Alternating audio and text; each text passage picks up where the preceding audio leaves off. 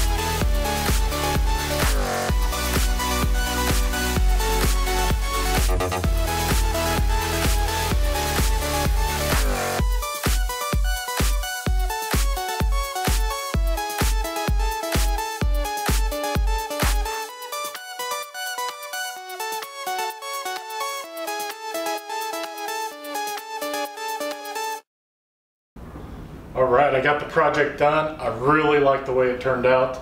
Nice little refrigerator underneath. It's a 1.7 cubic inch refrigerator. You can pick these things up for 50 bucks. That's what I picked this one up. It's brand new. Picked it up at Walmart, but I'll also leave a link in the description below where you can buy one of these for about 50-60 bucks. The curly maple, I think it came out awesome with the drawer front up here, and then I bought a kind of a fancy pole to put up here as well. The drawer works fine, and the refrigerator is going to be perfect. I can see this being used for a guest bedroom, a dorm room, something like that. I don't know if I'll actually use it here at the house, but I'm going to give it a shot and see if I would actually use the refrigerator portion of this in my bedroom. And I wanted to try out the white paint with the curly maple trim pieces, and I've really liked the way it turned out.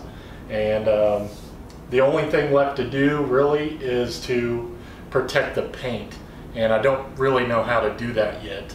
I don't know if I can just brush on some lacquer or spray on some urethane or something like that. I don't want to yellow it. I want to keep it pretty much looking the way it looks now, but just a little bit of protection. So I'm going to do a little bit of research on that and find out what I need to do to protect the white paint. Other than that, the project turned out great, and I really like the look, and that curly maple on the drawer front is just beautiful. Thank you for watching. Don't forget to like, share, and subscribe, and as always, I'll see you next time.